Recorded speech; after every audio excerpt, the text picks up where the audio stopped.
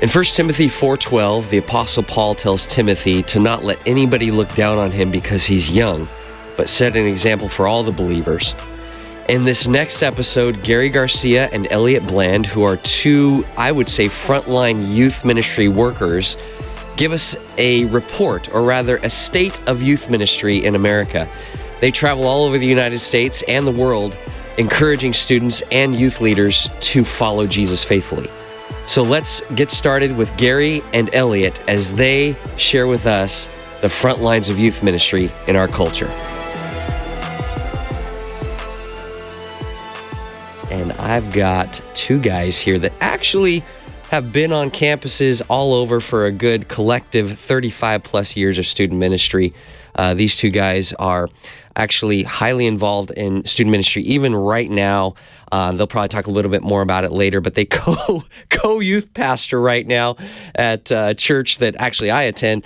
But Gary Garcia and Eliot Bland are here, and they're just going to share with us the heartbeat of what's going on in student ministry. So students, as you're listening, these guys are like Yoda and Obi-Wan Kenobi, if I could use that terminology. I think that's... Which one's which? Yeah, exactly. I mean, well, we're going to go older, goes with Yoda, and then... Anyway, or Qui-Gon and Obi-Wan. Okay, we won't get lost too far in Star Wars stuff, because I just lost like everybody in the audience, but except for our Star Wars fans. But I just wanted to let you guys introduce yourselves and just tell us who you are, where you grew up, and favorite baseball team. Yeah. Well, my name is Gary Garcia. I'm born and raised in Orange County, California. Have lived here my whole life. This is year 34 in youth ministry. And so I'm the district youth director for Southern California AG, as well as a lead pastor at a church in Fountain Valley. Which church would that be? Cornerstone. Cool. And Cornerstone Christian Fellowship in Fountain Valley. And now with Eliot leading the youth ministry again. I did it for 30 plus years. And because of different circumstances, we're back in it. And it's going well. We love it. And love youth ministry. And go Dodgers, 100%. Yeah, I definitely agree with that. Eliot Bland, I've been in youth ministry for 10 years. Okay, so I said a collective 35. It looks like we just branched up to collective 44 years, 45 years in youth ministry. Yeah. Wow. Yeah. Gary's doing the heavy lifting on that. But 10 years. So I was a local youth pastor in La Palma, California for 7 years. Mm-hmm. And then for the last 3, got to serve on the SoCal Student Ministries team with Gary. And now, we're both serving at Cornerstone, leading the youth ministry there. It's super fun. I love it. I've grown up in the church and felt a specific call to youth ministry when I felt called to ministry, and that's what connected me to Gary. There was no real examples that I could see around me of people who had dedicated a lifetime to youth ministry at the same church. And I grew up going to our camps, which now we help run, which is crazy.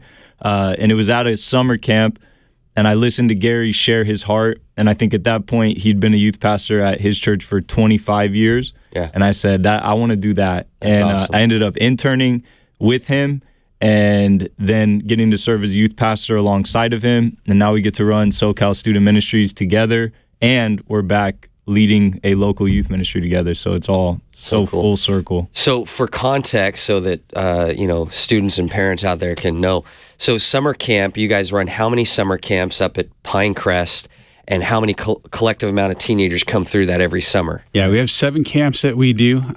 Last year we had over 3,500 students come through. Wow. And this year we could have even more because 3,500. Yes, yeah. Wow. So there's an average around 500 or so, 500 plus per camp. Wow. Last year we did 6 camps. This year we're doing 7 camps. So it's gonna kind of see your heart out, Hume Lake. Hoping to break our record again. So that's awesome. Yeah. And then you guys run an annual youth convention, sometimes in San Diego, sometimes in Anaheim.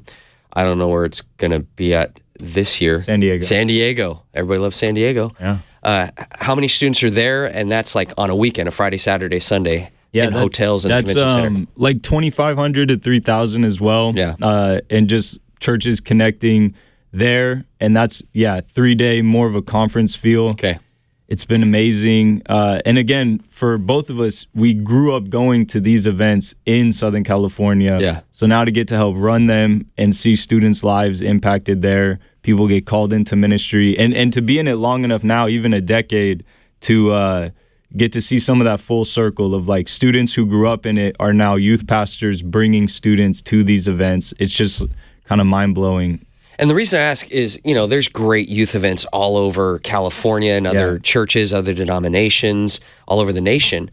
But I want to help legitimize the fact that you guys are in it. Yeah. Gary, and I knew Gary back when I was a college student. He was doing youth ministry. That's how awesome Gary is. That's how, well, now I just brought you back to Yoda status, because when 900 years old you reach, look as good you will not. All right. Again, I lost everybody with my Star Wars references.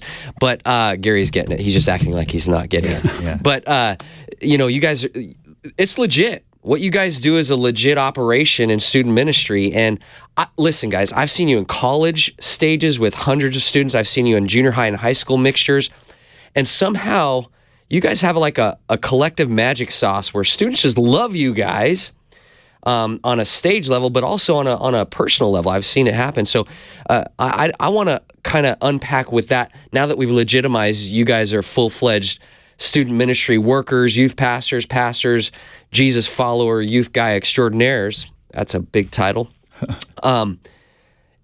It seems like to me in my time in youth ministry and most recently in college ministry that it seems like Gen Z and even Gen Alpha are kind of over unauthentic platitudes in the church, even in the culture, where they want authenticity. And that's been a while. Like even Gen X, generation that I come from, you one time called me a boomer. I'm not a boomer, bro. I'm not a boomer. You gotta laugh. Yeah, I do gotta laugh Anything at that. for the laugh. Yes, it's great. You did good. You always get the good laughs. But what do you see in this generation of Gen Z and Alpha, and what's going on overall? And then we'll just kind of dial in deeper as we go from there. Just go for it. I mean, there's been such a crazy, really 5-6 years that we've seen so many different changes, and there's been such a kind of a mixture of these last two generations and what they become. But really, there's one thing when it comes to youth ministry that does not change, and it will work every time, and it's working with this generation. You said authenticity. They want relationship. Yeah. They want deep relationship. They want connection. They want truth. Yeah. They don't need a show. They don't need to be entertained. They want relationship and they want truth, and that's really more than ever. I think we're seeing that, Wow. and even with what we do with convention, with camp, we've worked really hard. And you say, I mean, the magic is not us. The magic is simply we don't stay on the stage. We come down into the crowd. Yeah. We spend time before and after hanging out with students. We don't want them to see us as like famous or anything like that, because we are farthest from that. I mean, we're just youth pastors. We're not famous at all. But in their mind, when they see you on stages and stuff, they kind of think, the wow factor. But we've worked really hard on getting rid of that and going down and really building relationships with students and learning their names and learning what church they're from and making that connection. And across youth ministry, I would say that's one thing that's never changed. Students have always wanted deep relationship, and we've really worked hard on making sure we are available and do that and build that relationship no matter what venue we're at, whether it's our local youth ministry, whether it's a youth convention, whether it's 3 or 4 weeks of camp. We've worked really hard on building deep relationships with students, with youth pastors, with parents, and I think more than ever we're seeing these generations that we're dealing with right now. That's what they want, truth and relationship. Yeah. Yeah, I think that I echo that. Obviously, like just the kind of show of it all isn't as necessary. Like we still want to do things with excellence, but they have seen so much production everywhere, everywhere they turn. On their phones, like you go to the mall and a store has a DJ in it, so that like draw of like the lights and the smoke, that's kind of the cliche way to word it. I think it's still great to do things with excellence, and I'm not anti-production, but this generation would rather go to an abandoned warehouse with people that they love than go to a big show. Yeah. And they're just not as impressed by that. Another thing I've noticed is I think this generation's openness to spirituality. I think they know there is something more. Yeah. Like there isn't this assumption that believing in the supernatural is ridiculous. They're drawn to it in so many different ways, and in a lot of times harmful ways. Yeah. Like they're leaning into crystals or astrology or whatever. But I think it's because they understand there is something going on that they can't explain. And I think that's a shift in this generation as opposed to some of the older generations where it isn't as ridiculous to believe this. And so kind of like Paul, when he's like, that unknown God, yeah. I know the God. I think that's kind of almost the approach with Gen Z and Gen Alpha is there's this thing that they're longing for, and we can point them to what that actually is. Yeah, and this is a generation that's finding answers like that for the first time. I mean, you and I were raised in a generation that, we didn't have all of these things that they do now to search these answers out, search these questions out. Now, they can go, this is the first generation that's not learning these things from their parents. They're mostly learning it from social media.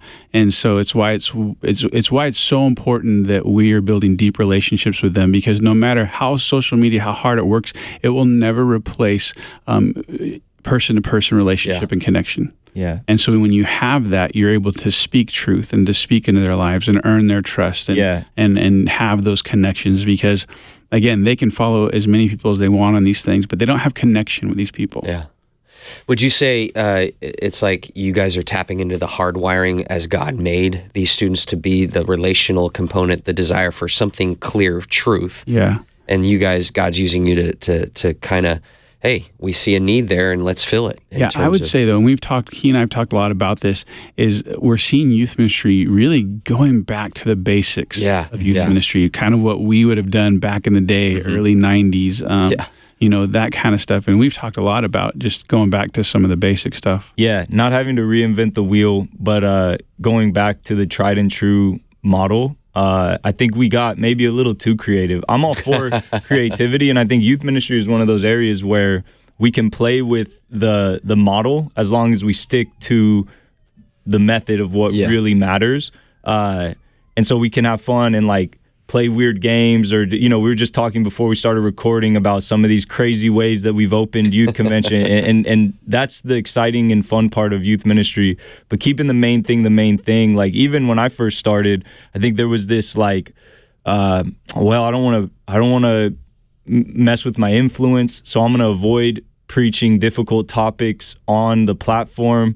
But what ended up happening is the thing we would say is, I'm not going to preach about this on the platform. I'll talk about it with you privately. But none of us were really talking with any students or leaders even about it privately. And so they were building their doctrine from what the world was preaching because we weren't preaching about it. And so I think that's one thing we've noticed is preaching truth in love, but preaching truth, discipling kids. And as you kind of hit, Gary, this generation is inquisitive in a way that others weren't, because they have information at their fingertips. So they're going to ask good questions, but that shouldn't scare us. Right. But we have to be more prepared. Yeah. We gotta really study and dig deep into the Word to be able to confront some of these questions that they have, because the Bible does have answers for these questions. We just might not know what they are. Would you say where maybe some parents, even youth pastors, might see some students in this generation as a little bit reckless and off the cuff, as maybe that's also the exact, I don't know, to get out of the boat, to, like you said, they'll go towards something that the world's offering. So I don't know, what is it about this generation? It does seem like there's some courage there to I think what's that source? I think it's a desire for truth, and we had the generation before this one, so I'd say 90s, 2000s. We had a real kind of movement in the church of and in youth ministry of it's about looks, it's about design, it's about staging, it's about aesthetics, branding. Yeah. It's a word I never used early on in youth ministry. Yeah. Branding was not something we talked about. Culture was not something we talked about. But you have these things that were taking place, and you had a whole kind of generation. And I would say the problem is we have a bunch of late 20s, early 30-year-olds walking around, and they have their whole theology built on worship songs because we missed actually speaking, just teaching theology, teaching truth, speaking out of the word, doing some of these things. And then we get into this generation. They're like, no, we've seen those things. We've seen the lights. We've seen the pallets. We've seen all these things you guys have done. We can go to anywhere and get that. Yeah. We can go to a concert. We can go to a bar. We can go and have that same experience. What's different with church? Yeah. And it's truth. Yeah. Well, I think, and to your question, like my focus in SoCal Student Ministries is Youth Alive, which is partnering with churches to train their students to be missionaries on their campus. Love it. And I think we've tapped into what you're talking about, this like hunger and this drive that this generation has. They want to change the world, you know? I think we noticed that when I was a youth pastor, I saw in 2020, there was a lot of like social activism happening. And I saw so many of my students with good intent, like putting causes that they had no idea what they were actually supporting, on, like giving their money, like they were wanting to not just say something, they wanted to do something. And so I think we're tapping into that with the gospel. Like what will change the world is the gospel, and helping these students understand that it's not just, following a list of rules or, attending church, but like actually being an agent for change. And that's why I love youth ministry, because we're proponents of sooner rather than later. Yeah. Like one day every knee will bow and every tongue will confess that Jesus is Lord. But we've dedicated our lives to the fact that a junior higher can find what they've been looking for and start being used by God now. And so I think that's the cool part about youth ministry is like, it's not a babysitting service. It's helping students realize their God-given purpose now. And I think that's what Gen Z and Gen Alpha are really leaning into, is like that I can be used by God to impact my campus and my family and my work, wherever I might go. And that, I think that's what we're seeing really take off. That's why we're having to do 7 camps, and honestly, probably next year 8, because that's awesome. I don't know what you've heard or what you've read, but like youth ministry in Southern California is thriving. God is doing something in the next generation. It like, do not discount it. Do not be disheartened. Something special is taking place. I would say across the nation, we're hearing that youth ministries are growing. More camps are filling up everywhere. And it's because there is this movement. People who might think this generation is not getting it, they're getting it. Yeah. And there's things happening. The Lord is moving, and it's exciting to see it. I'm thankful we get to sit, in a front row seat for this season and be a part of it. So cool. Well, okay, so we've talked mostly about Gen Z and Gen Alpha, and probably there's hopefully some youth pastors listening, because you guys are cool and youth pastors like you, so hopefully you'll be sending this link and they'll be listening, and parents and all that. But what do you want to say to high school and college students right now? What word of encouragement would you have to our listeners who are on the front lines, on their campus, and doing their best to live out their faith in Jesus Christ, or maybe on that cusp of, I'm still considering this whole Jesus thing? What would you say to this generation? Yeah, I mean, for me, I think it could be summed up in a phrase I like to use at youth ministries all the time, is that like, we believe you can do more than survive. I think that's the issue, is maybe a generation ago, youth ministry became like a defense sort of tool, where it was, let's get students into our youth ministry. Let's, preach a word to them, and then just hope, cross our fingers that, on a Wednesday they come, and then this weekend they don't go to the party. Like I think we set the bar too low of just hoping that students don't end up like the world. And I think we've got to raise the bar and actually call our students to something more than surviving their high school and junior high experience, but actually being used by God, that they have the answer, that the people on their campus, and not just the students, the faculty, that's the cool thing. We just heard about a youth ministry up in Visalia who did this youth night, and it was student led, like everything that was taking place, the invitations that were happening, the gospel being preached, and there was such like commotion happening on the campuses that a vice principal came to that youth night. And so I'm just saying, like, awesome. There's something exciting when students realize that there's purpose on their life that doesn't start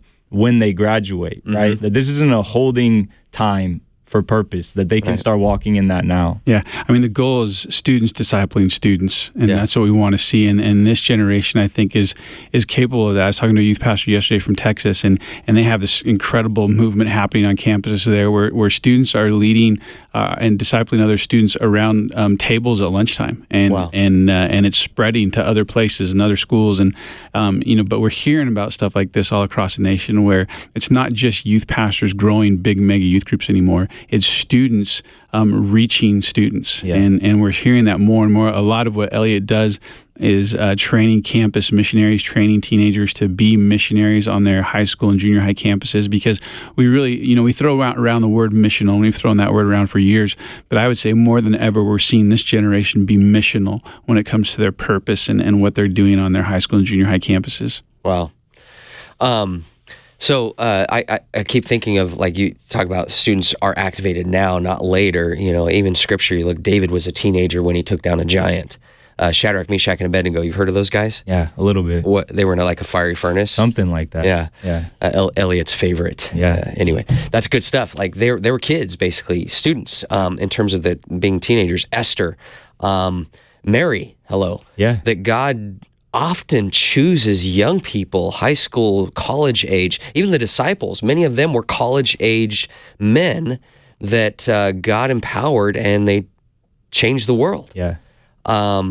And, through the power of the Holy Spirit, through the reality of truth, that Jesus, full of grace and truth, and walking in that. On a lighthearted level, I don't want to get too, I want to ask this first. So, as you guys, as we get ready to wrap up our time here, again, what would you, just to the student listening right now, say to that young man, that young woman, you can do it? No, but really, how can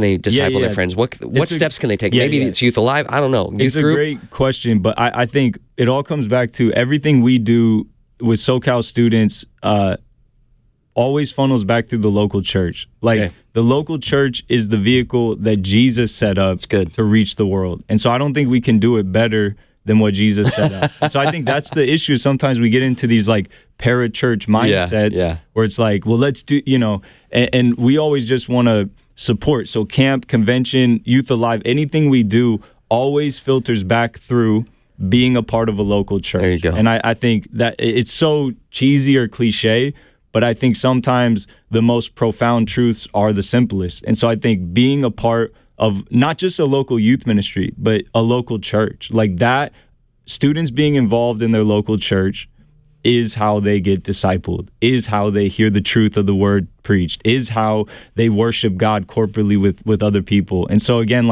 I wish I had something better or more whoa, I never thought of that. But I think the local church is the answer. Well, I hear a theme, getting back to the basics, which you guys have been saying the whole time. I would add to that too, this part of it is, because I don't know if sounds like parents listen to this as well. We're hoping. Would be strictly that, don't forget, parents, to disciple your kids, disciple your teenagers. Don't stop. Make that part of what you do. We pass off a lot of stuff. And maybe teenagers allow your parents to disciple you. Yeah, exactly. Because we expect, the local school to teach our kids. We do a lot of different things. And while it is the youth pastor, it is the kids workers at your church to pour into your kid, it doesn't mean we set aside our responsibility to disciple our kids no matter what age they are. And so I would just encourage any parents, disciple your kids, look for opportunities to really pour into them, pray with them, talk through the Bible with them. And students, I would just encourage you, be open to listening to your parents. They've lived some life. Honor your father and mother. And I know you think you might be in a place where you know a lot, but there's always an opportunity to learn from your parents.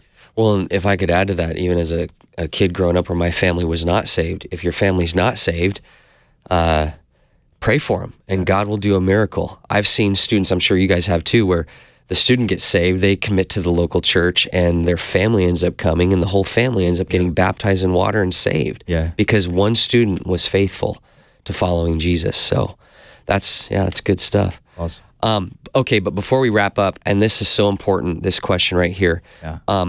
What's your most embarrassing story as a youth pastor?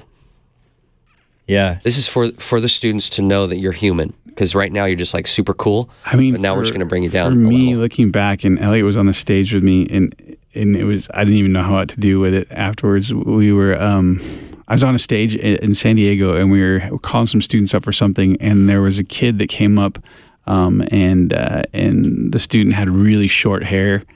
And I literally thought it was a boy, and I'm like, I don't remember if I called him dude or no, it was worse than dude, because dude, you could get away with like a California dude. He said like young man, which is something Gary doesn't even usually say. Like, it was so weird that he said that, and it was like you couldn't get out of it. Like, you couldn't be like, bro. You get away with dude, bro. There's a few that you can just be like, yeah, that's just. Well, my daughters call me girl, the way so I talk. there's that. Yeah, but yeah, and then I was like, she's a girl. I'm like, oh gosh. Yeah, in front of 2,000. It was in front of a lot of people. And we were just like, I just wanted to get off the stage as quickly as possible. Yeah, that is very embarrassing. Yeah, thank you for sharing that vulnerability. I remember a moment when I was an intern for Gary, and he was really going to test whether I was cut out for youth ministry or not. And it was at convention, and he put me in a room with some of the most difficult senior high school boys, and I just graduated. One of the boys in my room was 3 days older than me. Oh my goodness. But he was just so. Anyway, that whole experience was terrible. And one thing that happened is I went to bed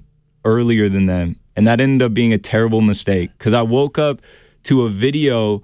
It was in downtown San Diego. We were in the hotel, and long story short, my boys were in the hallway, which I had asked them not to be, and I see a video of showing me everything that happened the night before. This guy asked them to cover for him. He was at the bars or something, and this drunk girl comes and starts interacting with my high school boys. And what progresses in the video is they're talking to this drunk girl outside of the room. Then they're in the room, and the door's open, and she's in the hallway. And then she's in our room. I'm a heavy sleeper, apparently, because I was asleep I didn't see any of this until the next day. And yeah, that luckily she left the room. But I did hear two of the boys whisper to each other, like, we should tell her that Elliot's the guy that she's looking for. But there was at least one boy with a little sense who kicked her out and everything like that. Good but for I was that ready guy. to quit ministry. I didn't think I was cut out for it after that. Well, and just to rest assured for the parents that are listening, there is security at these youth conventions, 100%. And all is well in Jesus. But look what a good youth pastor he turned out to be. You guys throw him in the deep end sometimes. He did. Yeah, he really tested. You went through the fire, Elliot. No wonder you like Shadrach, Meshach, and Abednego. 100%. You went through the fire, my friend, 100%. And Jesus showed up with you. That's good. Okay, one more question and maybe it leads into a prayer blessing that you guys can give. But Malachi 4:6 says this, and this has been with my heart for, probably since before I entered ministry myself back in 2000. It says, he will turn the hearts of the fathers to their children and the hearts of the children to their fathers. And God says, or else I will come and strike the land with a curse. Just in closing, how would you encourage students, and this might be too big to unpack, but just in a couple words, how do you encourage students to find reconciliation with their parents if there is that rift in relationship? I don't know. I might should have left this for another podcast, but I'll give a brief answer. I think there's three things you can never go wrong choosing as a Christian, and that's honor, forgiveness, and generosity. Mm-hmm. Whether it's deserved or whether it makes sense, that's always the right choice. And so I think when it comes to your parents, honoring them and forgiving them, and again, it doesn't mean being okay with things that are happening, but you can never go wrong choosing honor, even when honor isn't deserved. And so I think that's one of the best things a student can do in the situation is just honor your parents, even when they don't deserve it. Yeah, it's good. I would just add to that, and we say this in for different situations, but I would say this for if you're having a tough time with a parent or something's going on is you're not always going to be 12, 13, 14, 15, 16, 17. Mm-hmm. There's going to be a time when you're 24, when you're 25, and you only have one set of parents, and if you do what you can to keep that bridge, to maintain that. And I know a lot of kids kind of think, well, that's all on the parent, but I say this all the time. There's students that are just mean. And, there's times when we have to look in the mirror and say, am I part of the problem? Am I going to be part of the solution? That's just truth right especially there. If you're in a home where your parents aren't Christians, you have such an opportunity to live your life for Christ in front of them, even when it's hard, even if they've hurt you. There's still that opportunity, and don't miss that. Yeah. Let God use you in that moment, and if you are going through a tough time with your parent, have you prayed about it? Have you spent time? Have you talked to your youth pastor about it? Yeah.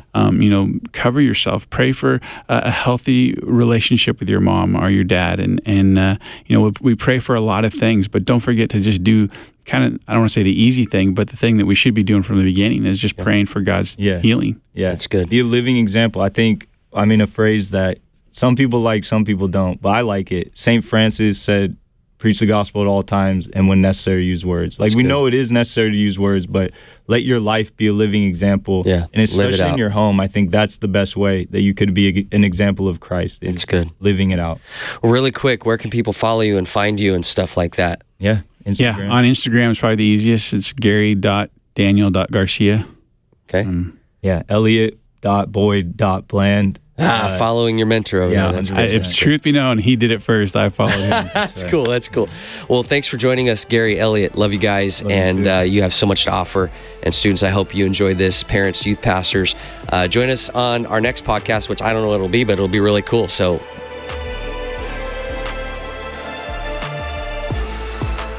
well, with Gary Garcia and Eliot Bland on the front lines, I'm encouraged with what's going on in student ministry. I'm excited to see what God is going to do in the next few years with student ministry workers like Gary and Eliot. If you want to get more involved, you can go to SoCal Students on Instagram, or wherever your church is. If you go to church, support your youth pastors. Maybe even get them a Little Caesars gift card, In-N-Out, or even Starbucks. Every little bit helps, but definitely let's stay in prayer and support our youth ministry workers as they are on the front lines of culture, advancing the kingdom of God. We'll see you next time on Kingdom and Culture.